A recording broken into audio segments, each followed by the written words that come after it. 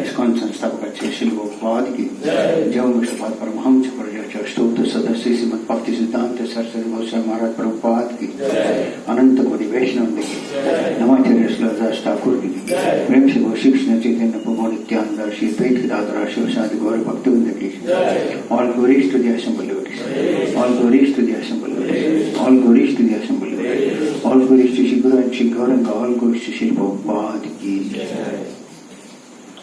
ओम नमो भगवते वासुदेवाय, ओम नमो भगवते वासुदेवाय, ओम नमो भगवते वासुदेवाय, ओम नमो भगवते वासुदेवाय, ओम नमो भगवते वासुदेवाय, ओम नमो भगवते वासुदेवाय। नारायणं नमस्कृत्य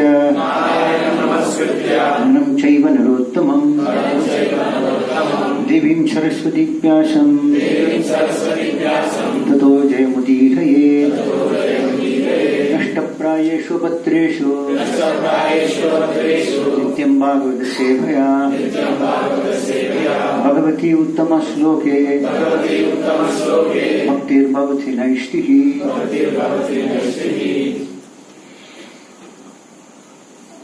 ओम नमो भगवते वासुदेवाय। Reading from chapter 4, text number 9. जन्म कर्म च मे दिव्यम एवं यो वेत्ति तत्त्वतः तत्त्वा देहं पुनर्जन्म नैति naiti mameti sorjuna janma karma cha me divyam evam yo vetti tattvatah tyaktva deham punar janma naiti mameti sorjuna janma karma cha me divyam evam yo vetti tattvatah tyaktva deham punar janma naiti mameti sorjuna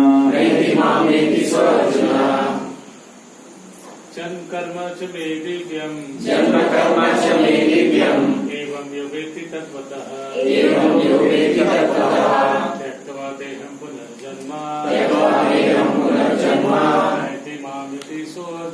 naiti mameti sorjuna janma karma cha me divyam evam yo vetti tattvatah tyaktva deham punar janma naiti mameti sorjuna janma karma cha me divyam evam yo vetti tattvatah tyaktva deham punar janma naiti mameti sorjuna janma karma cha me divyam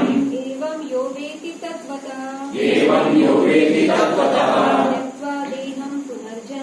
tyaktva deham punar janma naiti mameti sorjuna janma karma cha me divyam evam yo vetti tattvatah tyaktva deham punar janma naiti mameti sorjuna janma karma cha me divyam evam yo vetti tattvatah tyaktva deham punar janma naiti mameti sorjuna. Repeat translation, please. One who knows the transcendental nature of my appearance and activities does not, upon leaving the body, take his birth again in this material world, but attains my eternal abode, O Arjuna. The Lord's descent from his transcendental abode is already explained in the 6th verse. One who can understand the truth of the appearance of the personality of Godhead is already liberated from material bondage, and therefore he returns to the kingdom of God immediately after quitting this present material body. Such liberation of the living entity from material bondage is not at all easy. The impersonalists and the yogis attain liberation only after much trouble and many births. Even then, the liberation they achieve merging into the impersonal brahmajyoti of the Lord is only partial, and there is the risk of returning to this material world. But the devotee, simply by understanding the transcendental nature of the body and the activities of the Lord, attains the abode of the Lord after ending his body and does not run the risk of returning to this material world. In the Brahma-samhita 533, it is stated that the Lord has many forms and incarnations. Advaitam, ananta-rupam.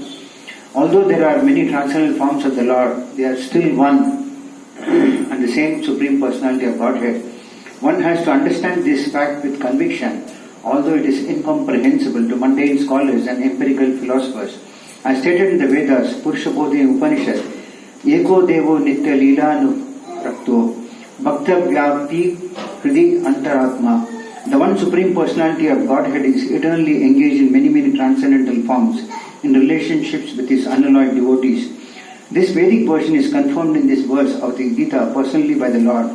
He who accepts this truth on the strength of the authority of the Vedas of the Supreme Personality of Godhead and who does not waste time in philosophical speculation attains the highest perfectional stage of liberation. Simply by accepting this truth on faith, one can without a doubt attain liberation. The Vedic version, Tattvamasi, is actually applied in this case. Anyone who understands Lord Krishna to be the Supreme, or who says unto the Lord, you are the same Supreme Brahman, the personality of Godhead, is certainly liberated instantly, and consequently his entrance into the transcendental association of the Lord is guaranteed. In other words, such a faithful devotee of the Lord attains perfection, and this is confirmed by the following Vedic assertion. Tameva viditvatir vrittimeti nanyaha panta vidyate yanaya. One can attain the perfect stage of liberation from birth and death simply by knowing the Lord, the Supreme Personality of Godhead, and there is no other way to achieve this perfection. Shvetashvara Upanishad 3.8. That there is no alternative means that anyone who does not understand Lord Krishna as the Supreme Personality of Godhead is surely the mode of ignorance, and consequently he will not attain salvation simply, so to speak, by licking the outer surface with a bottle of honey, or by interpreting the Bhagavad Gita according to mundane scholarship. Such empiric philosophers may assume very important roles in the material world, but they are not necessarily eligible for liberation. Such puffed up mundane scholars have to wait for the costless mercy of the devotee of the Lord. One should therefore cultivate Krishna consciousness with faith and knowledge, and in this way attain perfection. Om Jnanati Virantas Jnananjana Shalakaya Sakshirupalitam Dhena Tasmai Shri Gurave Namaha Shri Chaitanya Mano Bhishtam Stapitam Dhena Bhutale Swayam Rupakada Mahyam Dadati Svapadantikam Vandeham Shri Guru Shri Vakatamalam Shri Gurun Vaishnavamscha Shri Rupam Sakrajatam Sarvanarunatan Tam Sajivam Satvaitam Savadutam Parijana Sahitam Krishna Chaitanya Devam Shri Radha Krishna Pada Sadanallika Shri Vishakam He Krishna Karuna Sindhu Dinabandhu Jagatpade Gopesha Gopika Kanta Radha Kanta Namostate Taptam Sangarangi Radhe Vrindavaneshwari Vishabhanu Sute Devi Pranamini Haripriye Ancha Kalpatarubhyasya Kripa Sindhu Vyekacha Patitanam Pavanebhyo Vaishnavebhyo Namo Namaha Jai Sri Krishna Chaitanya Prabhu Nityananda Shri Advaita Gadadhara Shri Vasadi Gaura Bhakta Vrinda Hare Krishna Krishna Krishna Hare Hare Hare Rama Rama Rama Hare Hare Muham Karodi Vachalam Kunkam Nagayati Garimyatra Padma Shri Vrindavan Paramadam Shri Chaitanya Vishnu Krishna Vasta Guru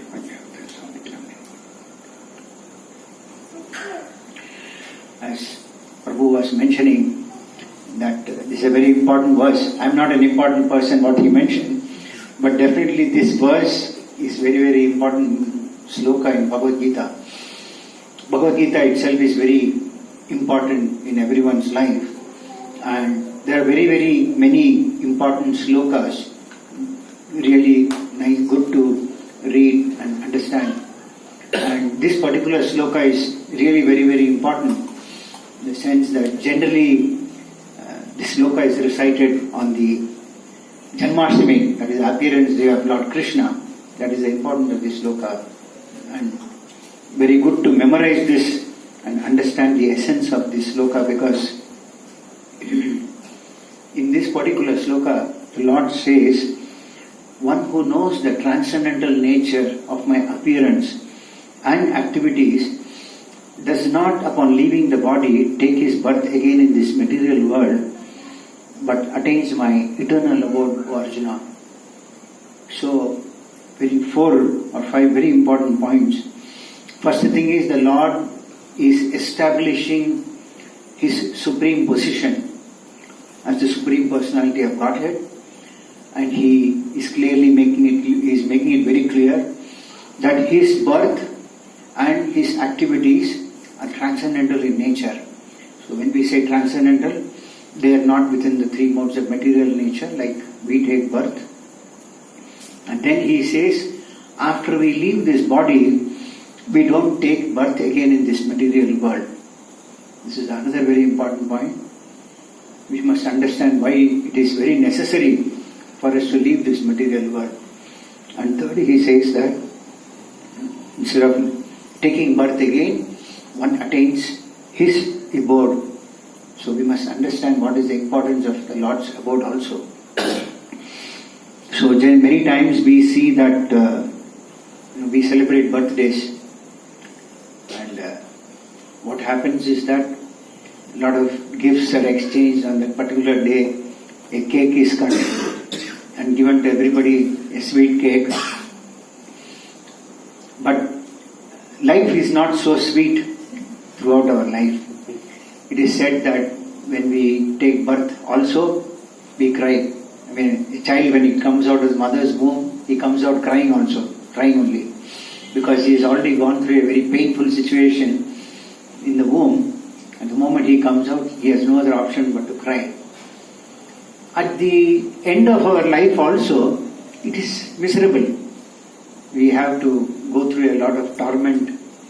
And some Puranas explain that the pain that we go through at the end of our life is equal to the bite of somewhere it is mentioned 10,000 scorpion bites, somewhere about 40,000. But nevertheless, it is in thousands. It is not in hundreds. And we don't have the capacity to take the bite of pain of even one scorpion. But the point is that at that particular point when a person is leaving the body, he is not in a position to express that pain which he goes through. So he is literally crying. Many old age people, including me sitting here, so I normally preach that this old age is a very difficult stage to pass through. But then, only when we go through the old age, we realize how painful it is. We can't foresee how it will be 20 years down or 30 years down the line for each one of us, But definitely life is very, very difficult. And I can tell you one thing, that what I have seen materially, life some 20-30 years before and what it is today, situation has worsened millions of times, not hundreds of times. Situation has gone very bad to worst. So the birth is painful. At death we cry. At birth we cry. In between this birth and death, some 50, 60, 70 years, we generally think we are happy. It is not so. It is a crying situation. Unfortunately, due to the illusory power of the Lord, we think that we enjoy. But it is not so. So our birth is based on our karma, our desire, our deserve. Once one devotee very nicely explained, we might have a desire, very nice desire, that I must be a leader of a big in a society, maybe like a chief minister or president or a vice president or a prime minister. Desire, people have desires. So when we have desires, now the Lord has to fulfill those desires, because the very reason that we have taken birth in this material world is we had a desire to enjoy away from the Lord. So the Lord said, okay, you go and enjoy. So our desires don't stop. It keeps flowing like a river. So we have a desire to become a leader, but then what happens is that our consciousness, suppose, is like that of a dog. So he was very nicely explaining that in the next birth, we can be a leader of dogs. So what happens is that if you are living in a close, I don't know how the environment here is, but if you are living in a, particularly if you look at the older part of the city, you have many streets crossing each other, and in each street there will be about 8 to 10 dogs. And all of a sudden, the leader of the dog will start barking, and all the other dogs will start chasing him. And then there is a fight between two leaders. After some time, somebody will try to quell it, and they will go back to their respective places. And again they will fight. So, Lord can satisfy our desire to become a leader also by giving the position as a leader of a dogs. So ultimately we must understand what should be our desire in life. And here in very, very simple terms, Krishna is explaining. Very, very simple terms. Many times we may be appreciating or adoring cricketers, politicians and so forth, I remember very many years back, one of my distant relatives was there in Bangalore. And they were all retired. So they had no other, of course I was not in Krishna consciousness at that time. I was in my college days. I didn't know what will be the seriousness. So they were all about 60, 65, and generally those days Bangalore was known to be a pensioner's paradise. Those who retire, it's a good place for them. And what they would do is, 5 or 6 of them would sit and play cards. This was this thing. But over a period of time, they were so addicted to it, instead of playing a couple of hours in the evening, then they started with the morning, day, and it was going on. And one of my distant relatives, he was playing cards and he left his body then and there. The thing is that at that time, there is a lot of anxiety that is built in us when we play cards. Anything, not only cards, anything you do in life, even if you get engrossed in cricket. After a cricket match, nowadays it's become very common that somebody commits suicide because we lost the match or something like that. The point is that we get so engrossed into it that later it becomes a source of dejection in us, a disappointment, disgruntlement that can lead to anything. So this is the point. So trying to adore politicians or creators and all, it's not going to be helpful in our life. Maybe Lord will fulfill that desire and make you a cricketer or a politician in the next life.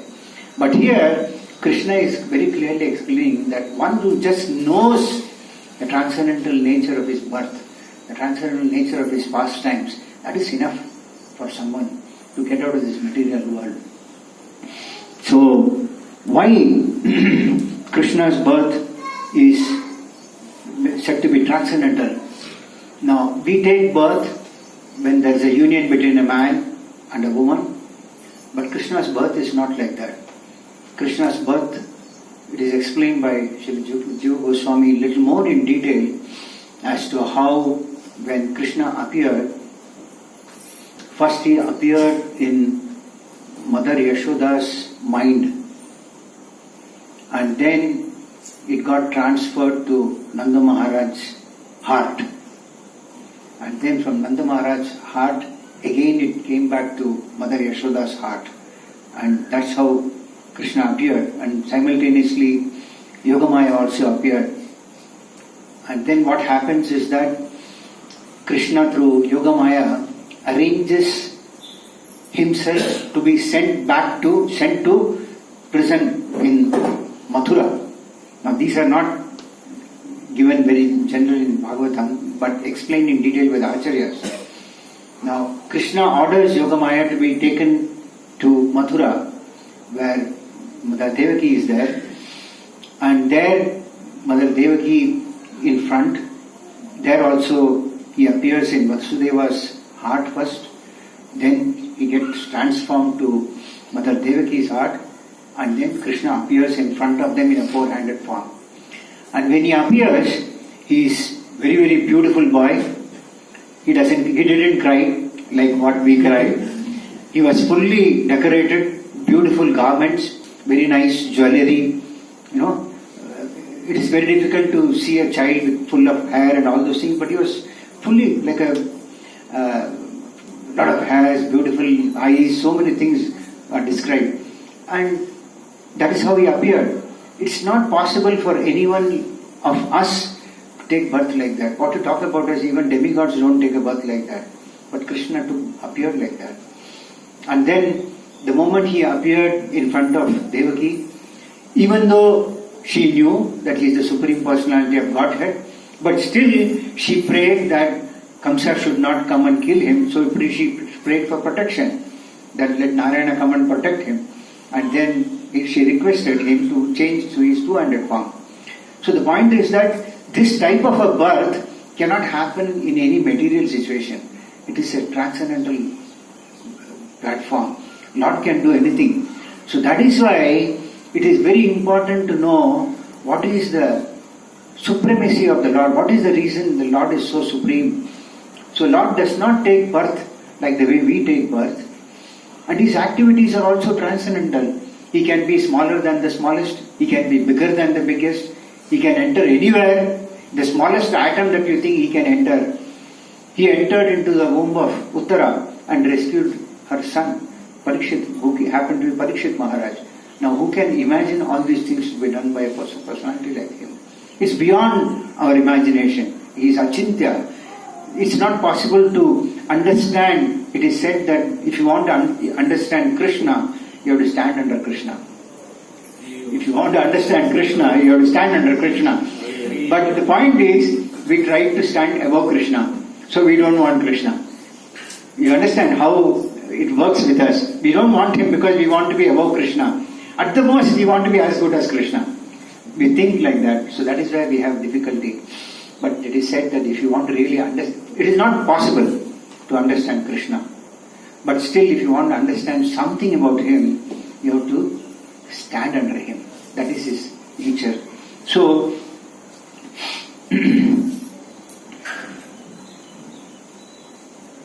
this is not only here Srila Prabhupada mentions about how he has got very many forms and he relates with the devotees in such forms as the devotee desires. Third canto of Srimad Bhagavatam there is a mention as to how Lord Kapila says, I manifest in so many forms based on a devotee's desire. Now can you imagine the Lord manifesting a form based on your own desire? You want a Lord to manifest in this form and the Lord is prepared to manifest it. But that depends on you. But we don't have that desire. We have so many other desires. You know, it is said that, I don't know if anybody is good in mathematics. I'm a mathematics graduate, but I've forgotten the greater part of the mathematics. It is like 1 plus 2 is equal to 6, and which is not possible to imagine. But that 1 desire plus 2 desire can be equal to 6 desires. And 6 into 3 can be even 100. The desire is so fast in us. When we are sitting in the Bhagavad Gita class, our mind will be working somewhere at home or in the office. Tomorrow I may get an increment or not, at least by hearing Bhagavad Gita. Does it happen or no? Yes. At least I'm sure we've all gone through these stages, you know. So there's nothing to say, accept it, no? Like, we all come with some intention or a desire. You know, generally Lord also says that 4 types of people come to him. And one of them is that they have some desire to fulfill. They want money or whatever, maybe inquisitive. So we have something in our mind. So the Lord arranges for us to gather also. But then over a period of time, by understanding and hearing Bhagavad Gita, we come to a point to understand, yes, we are here to serve the Lord without any desire in us. So the Lord can manifest in any form that he wants. And he knows, for example, the third canto of Srimad Bhagavatam, there is a mention of how there was a need when the earth was submerged in the ocean. Now the earth had to be pulled up. So at that time there was a need for the Lord to take a body, to go deep underneath the water and take out. So the Lord appeared as Varahadev. Now when he appeared as Varahadev, Brahma was contemplating in his mind. He was just wondering what is going to happen.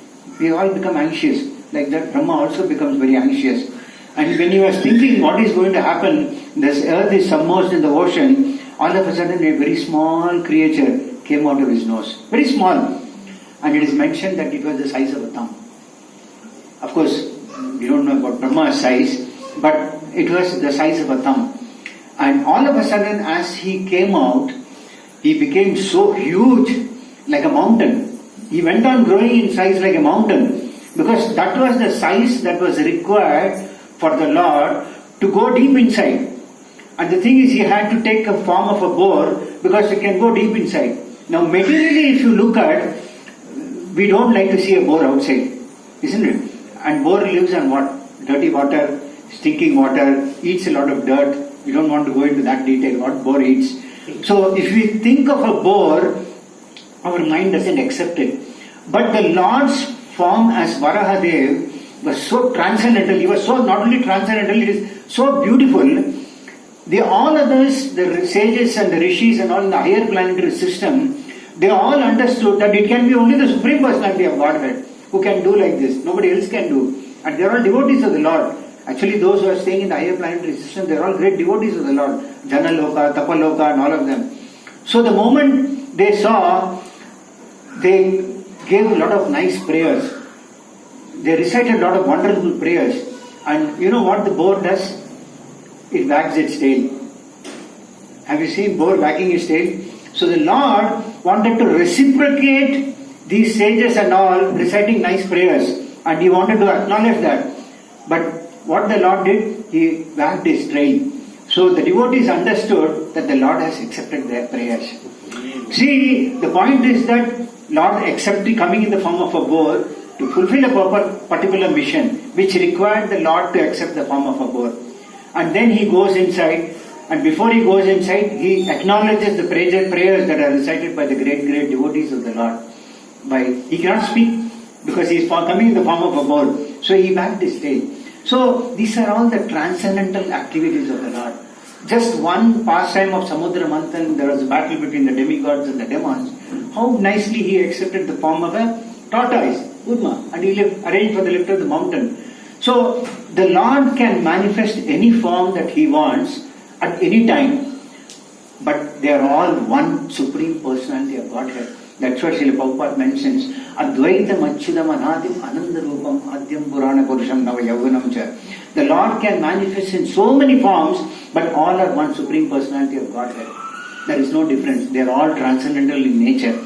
But still, as Srila Prabhupada mentions, that you burn one candle from there to the other and so forth, but the original candle is still there. So Krishna is the Supreme Personality of Godhead from whom all these incarnations emanate.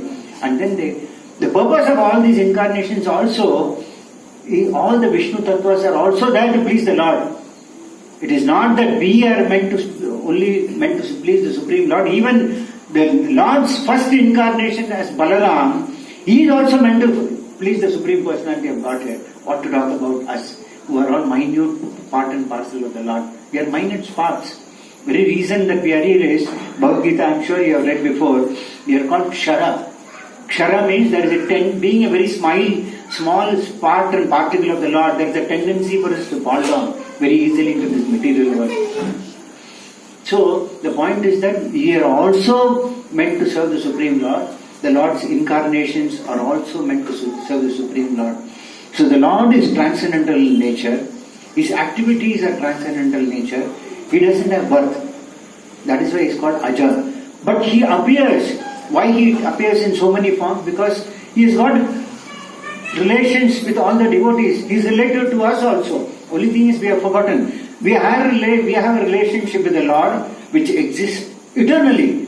It was there before, it is existing now, and it will continue to exist for future also. There is nothing that can terminate our relationship. It is not like cutting a ribbon. That the ribbon is cut. No. Our relationship is eternal. It cannot be cut. So that is how, being tiny part and parcel of the Lord, we are meant to serve the Supreme Word. You see how merciful He is.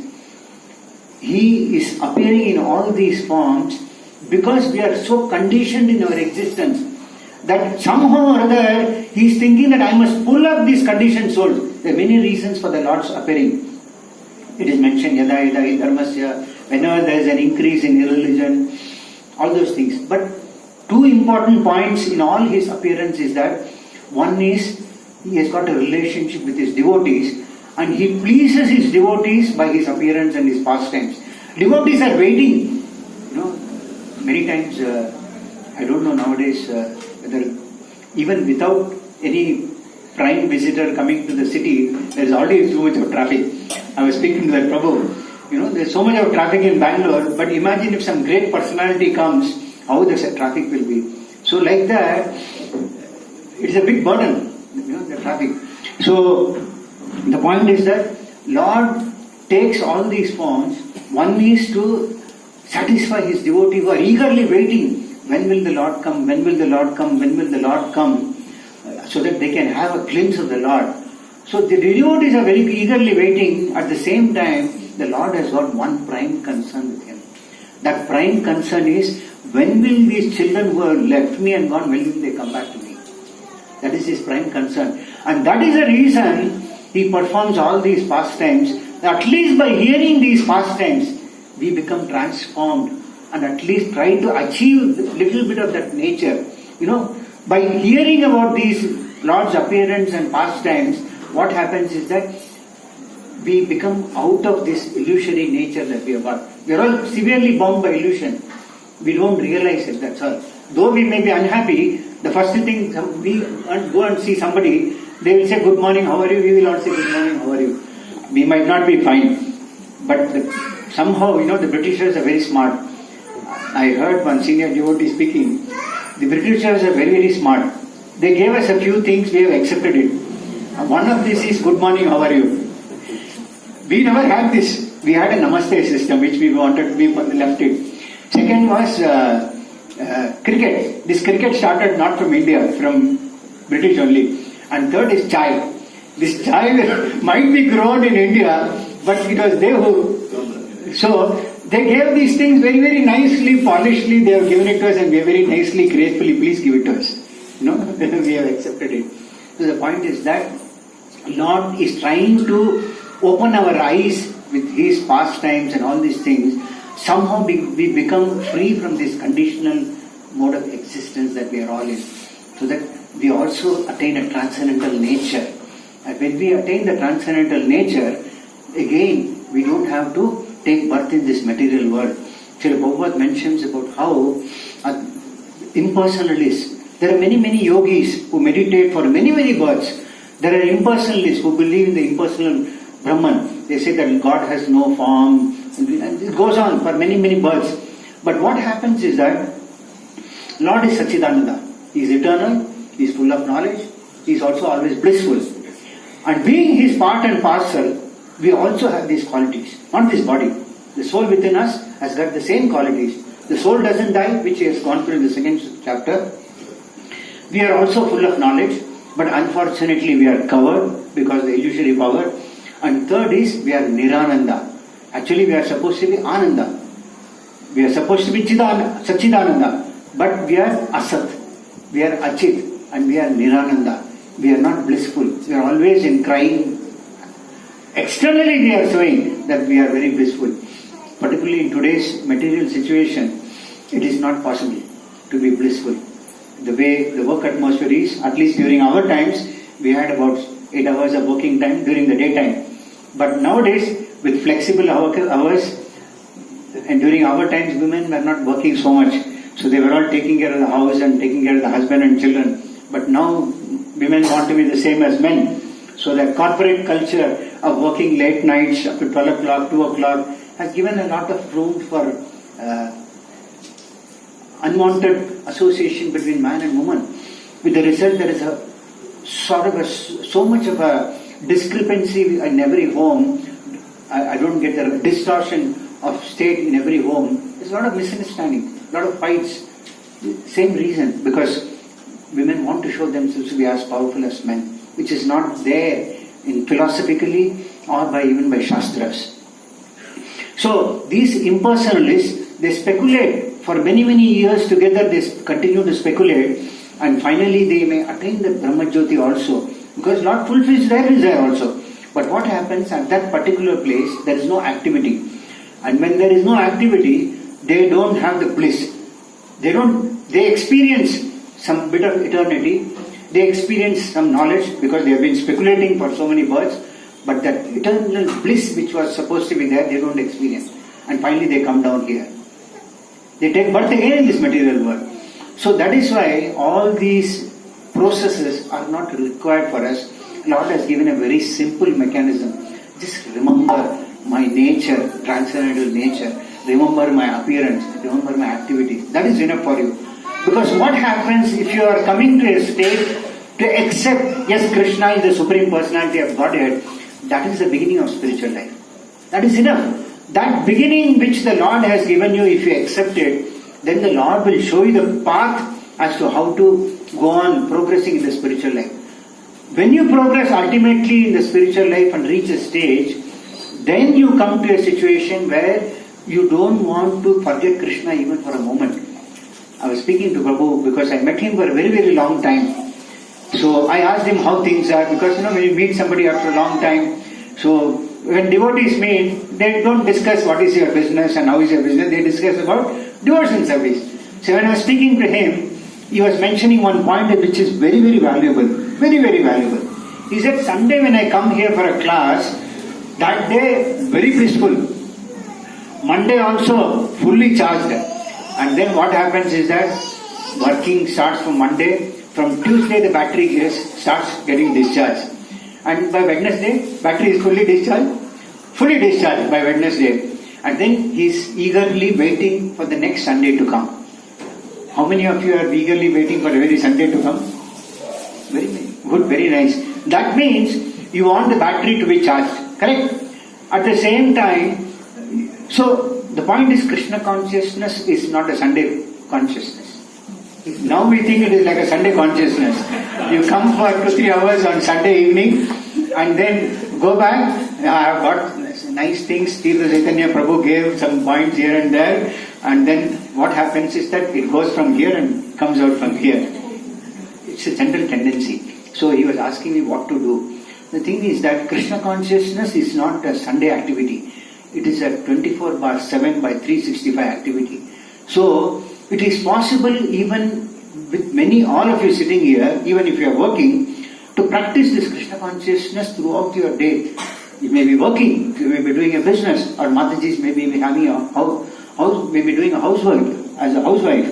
But then it is possible to cultivate and practice this Krishna conscious activities, whether at home or office or anywhere.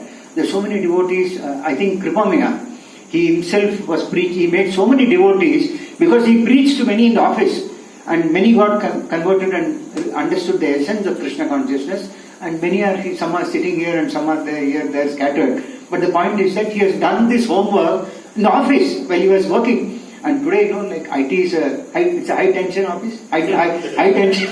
There is something called high tension. I remember, like high tension wire. It is like a high tension work, isn't it? So that is how. But it is possible to convert, even if you utilize your 10 minutes or 15 minutes every day to preach to somebody. That is enough.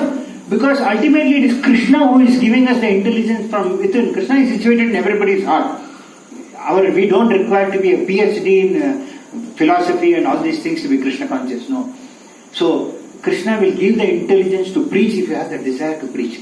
Even a little bit that you know if you preach, that gives a lot of inspiration for you to progress in Krishna consciousness. That will give you a lot of inspiration, that will give you a lot of impetus for purification. We are all contaminated. The very reason we are taking birth is that karmana deva netrena. We are all taking some karma. We are doing karma throughout the day, but we don't know what is karma, what is akarma, what is vikarma. So we are doing, and in the process we are suffering also.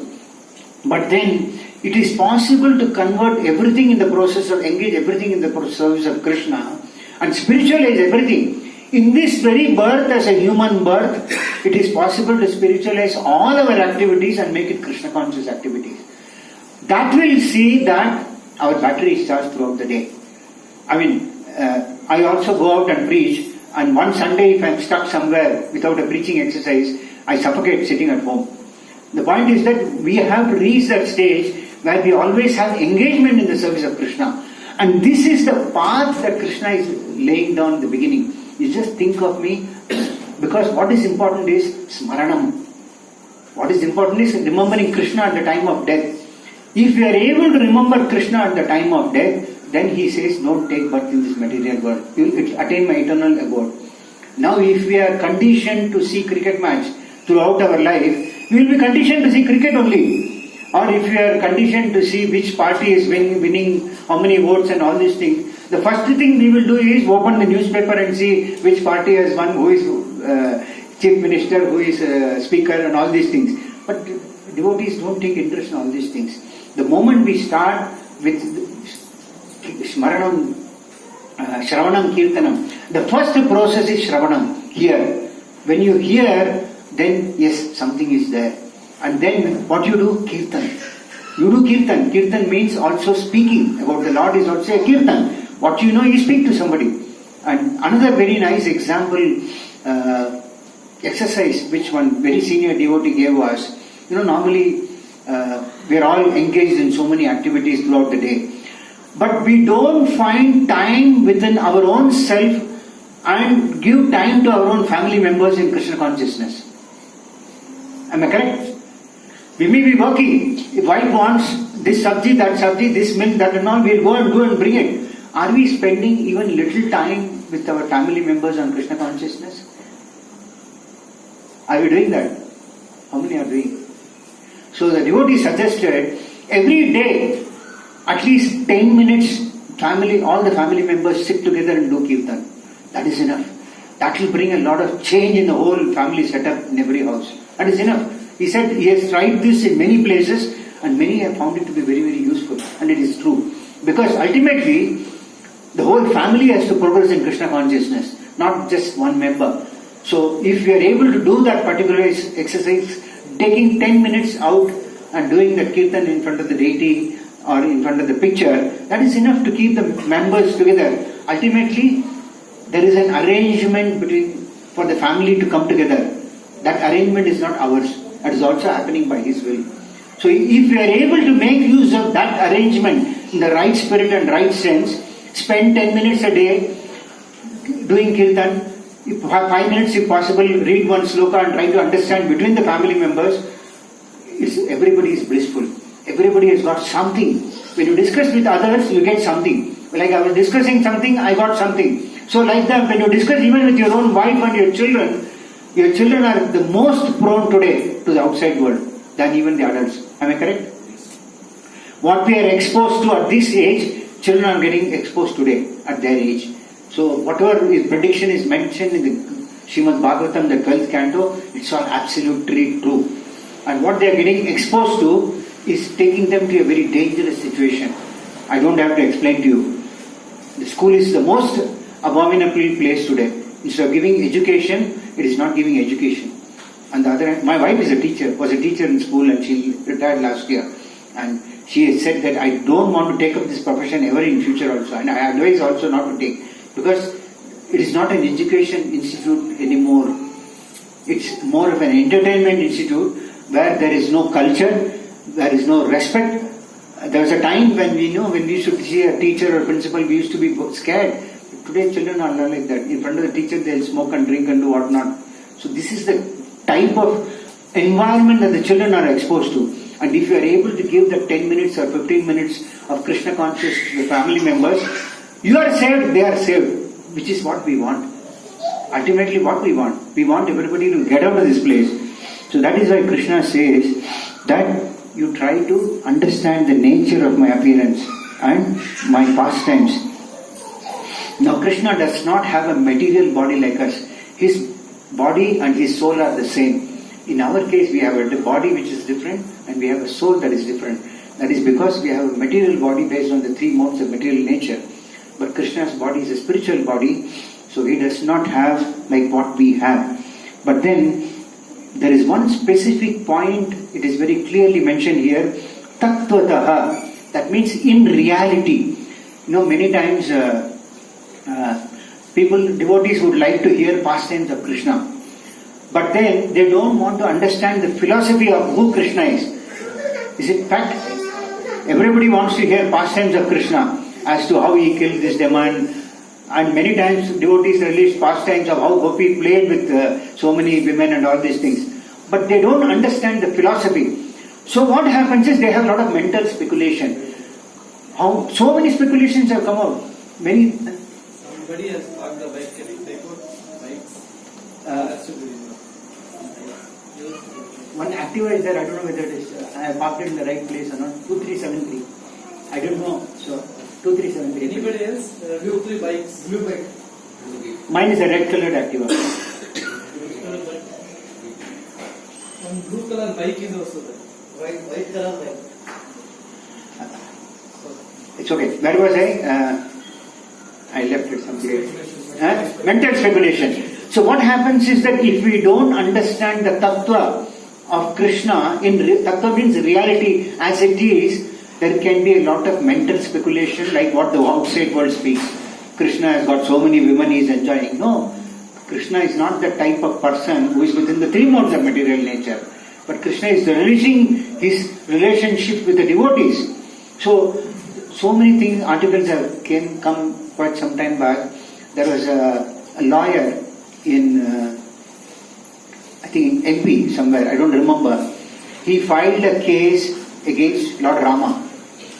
The case was that Lord Rama ditched Sita. How can he ditch his wife?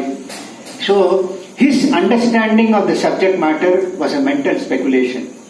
This is what I mean to say. If you don't understand the tattva, it can lead to a lot of mental speculation and one can end up doing a lot of nonsense, speaking a lot of nonsense. Just, I think last week, somebody mentioned that there is, I don't want to name, he was a global economist. He has been given a Nobel Prize on a and he made a statement, there is nothing like Jai Sri Ram in our culture. So imagine a world-renowned personality at his stature who has got Nobel Prizes speaking like there is nothing like Jai Sri Ram in our culture. How many people will be misled? Now he is going to suffer in hell for that. And those who are following him, they are also going to suffer in hell. So this is what is called mental speculation. And this mental speculation happens if one does not understand Krishna as it is, as he is tattva. That is reality. So that is why it is said that one must try to understand the philosophical aspect of the Supreme Personality of Godhead rather than jump into the pastime. Once you understand the philosophical aspect, then you release the pastime. Then you understand the importance of Krishna. Otherwise you don't understand the importance of Krishna. It is like seeing any other movie outside. So, but when you understand the tattva as it is, then that pastime sings, yes, he is very great. He took the form of a boar, went all the way underneath. And this pastime of Varahadev appeared in the third canto of Srimad Bhagavatam. And the entire Srimad Bhagavatam third canto and second canto is about creation. Now why does the Lord have to mention so many things about creation? The reason is that we must understand why the material world has been created and how complex is the material world. If you don't understand how complex the material world is, you will not understand how serious it is. So we need to understand the complexity of the material world. It's not very easy with this body to get out. The whole thing, actually, this universe where we are living, it is the smallest of the universe. There are so many planets. This Earth planet is the smallest. In this smallest of the universe, and this one universe is called Brahmanda. And that Brahmanda has got so many planets, and the universe has got 7 layers of covering. Earth, water, fire, air, ether, mind, ego. And the intelligence and ego. And each covering is 10 times bigger than the previous layer. So imagine what might be the size of the universe. And being the smallest universe, what must be the size of all the other universe? In this type of a universe with this body, we are struggling to go from Electronic City. Prabhu was telling, I can't travel from Electronic City to MG Road or Sheshadipuram. That is why I found this convenient. Now imagine if you have to cross these 7 layers and get out of just this one universe, which is nothing insignificant, you imagine how difficult it is to get out of this material world. Don't think it is very easy. It is very tough. Very, very tough means beyond our imagination. But Krishna has given an easy path to us. That by doing this, you can cross over because the soul can pass like anything. This body can't pass.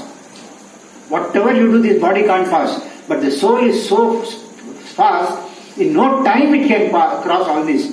And that for the soul to cross over, it has to attain a spiritual body. And to attain that spiritual body, which was our original body, we have to take up this process. There is no shortcut. Process of Shravanam Kirtanam. The more you hear, the more you chant. The more you hear, the more you chant. When you do this, then you have smarana. Remembrance comes. And when remembrance comes, at that time, whatever may be your situation, I can tell you one thing, so many devotees have left their bodies. One person I come across my mind now is George Harrison. They were the core, once upon a time, popular throughout the world at the time of Srila Prabhupada.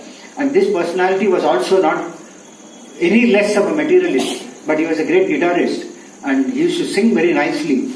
But then somehow he came across the association of Srila Prabhupada and he made a lot of donation and this, that and all those things.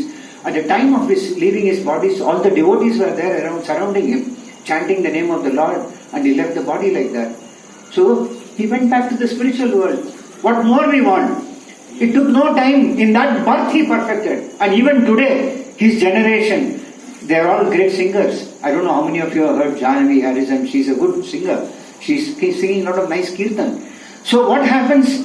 He left his body, he would have definitely gone to the spiritual because he got an association of a personality like Srila Prabhupada. His daughter is a great singer in ISKCON movement today. So she gets delivered. So the point is that that's what Srimad Bhagavatam mentions. If one soul goes to Godhead, 7 generations up, 7 generations down, they all get the opportunity to go back to Godhead. What more you want? What can a parent desire of their children? I have gone through a lot of struggle. I don't want to go through any more of struggle in this life. I don't want my children to struggle anymore. That should be our motto, no? We should not think I'll make my son a cricketer. After coming to Bhagavad Gita class at least, we should not think that I should make my son a cricketer. I remember how much time? Up to how long I can go? 6:15. Okay, I'll not go into that pastime then. I'll go into something else. So Srila Prabhupada always insisted that we should understand the tattva as it is. That's why Lord says tattvatah. So if we understand the tattva of Krishna, then it is very easy to understand the purpose of the pastime of the Lord. Why the Lord performed this pastime? Why did they do like this? That is why Srila Prabhupada never... if you look at most of the lectures of Srila Prabhupada, he never touched too much on pastimes. And he was basically speaking on the philosophy.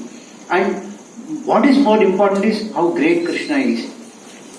If you see his pastimes during Kartik month, he stole butter. This butter stealing pastimes.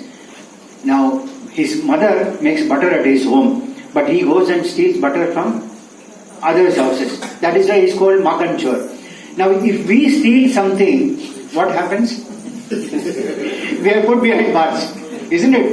Small steal, somebody will forgive away. But if you steal something big, finished, you are put behind bars. But Krishna is not like that. Even though he is known as Makan Chora, we worship him as the Supreme Personality of Godhead, isn't it?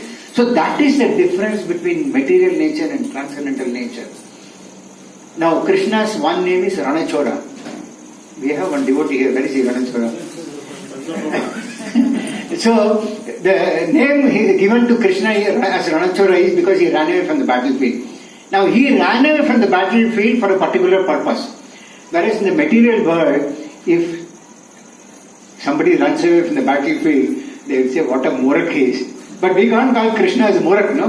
He is still worshipped as a Ranachora. Because Krishna performed that particular pastime, which I am not going into detail, to save another devotee, that was Rukmini Devi in Dwarka. He had to run. So he performed the pastime in a different way. The point is that whatever may be the position of Krishna, he was a charioteer for Arjuna. And those days Sarathi was the lowest in terms of profession. I don't know what is the lowest profession today. Today all are Sudras. Isn't it? So, but those days the Sarathi, Karna's one name was Sarathi, isn't it? His father's name was Sarathi because they were all from that community, chariot riding. So that profession Krishna took up as a chariot driver of Arjuna. But Krishna's position as the Supreme Personality of Godhead did not fall down. He did it to help his devotee Arjuna. So the point is that whatever Krishna may do, it is all transcendental in nature. It is not material. So we must try to understand this particular concept. So Krishna cannot be in the material modes of material nature. So there are two more important points which I will touch before I wind up this class. In the Mahabharata, there was a conversation between Yudhishthira and Yaksha. And one of the questions Yudhishthira asked, what is the condition of this? Yaksha asked Yudhishthira, what is the condition of this material world? Okay? So you listen to this reply. Yudhishthira Maharaj replied, this material world is like a frying pan. What happens in a frying pan, Mataji? You boil, isn't it? So this material world is like a frying pan where we are all getting fried. Not fried, deep fried. In frying also there is something called deep fry, isn't it, Mataji? Burnt, yes, we are getting burnt. Now I will answer all the complete thing, then you tell me. This material world is like a frying pan where the sun is like fire. Sun is like fire. Now if you see the second canto of Srimad Bhagavatam, there very clearly is explained that the sun is taking every moment of our life, excepting a devotee. A devotee, in case of a devotee, is becoming closer to Krishna. But for a materialist, the sun is taking every moment of his life. Any doubt on that? No. So here the sun is burning us like fire. The days and nights are like fuel. Days and nights are like fuel. What happens to fuel? Fuel gets burned. So the days and nights are passing away like that. The passing seasons are the stirring spoon. We pass through summer, winter, autumn, rain and all these things. They are the stirring spoons. Now particularly if it is monsoon, nobody would like to go out. My car will get dirty.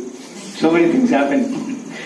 So the passing seasons are like stirring spoons, and the time is the cook who is frying all the creatures in the pan.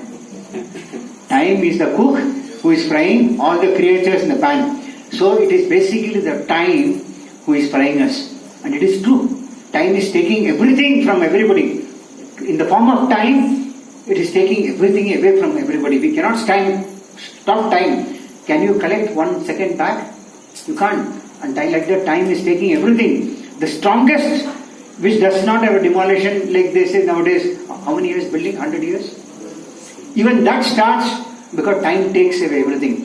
So one who does not take to Krishna consciousness has to face time as death. Either you see Krishna at the time of your death, or you see Krishna as Yama as death. Now whom you want to see, there is no time, otherwise I could have given the description of Yamaraj, how beautiful he looks. He is so ferocious to look at. You can't even see his teeth. He has got teeth that is coming out like this, bulging. His eyes are so reddish in anger. You know why Yamaraj gets angry? Anybody from here? Why Yamaraj gets angry? Anybody? Yes, partially. Yamaraj is... Keeps coming back for the same soul again and again. Yeah, he is doing a thankless task of punishing the souls again and again and again, and he is feeling a lot of compassion. Why they are not coming to the proper sense? This is Yamaraj's position. So, Yamaraj is, if you want to read more about this, read the 5th canto of Srimad Bhagavatam. And there is something, description about hellish planets in the 3rd canto of Srimad Bhagavatam. So you will get to know a lot about Yamaraj, but don't read that now till you finish the 1st and 2nd canto of Srimad Bhagavatam. So the point is that we are all getting burnt up in this material world. That's why we sing in the morning, Samsara Dhavanala, Nalalila Loka. That's a morning prayer. This world is like a whole material world is like a burning fire. Even if you don't want fire, the fire keeps coming to us. There is no way to escape out of it, excepting this particular process. And Krishna says, if someone who remembers my activities and my pastimes will attain my abode. And in the future verses he explains that one who comes to my abode does not come back to this material world to take birth again. This he guarantees, Krishna guarantees that. So it is we who have to decide whether I say take Krishna or I see Yamaraj. Hare Krishna. Thank you all very much. You can ask any questions, any comments. You mentioned Krishna, there are 4 types of people who comes to Krishna. Yes. Yeah. The 3. Chaturvija.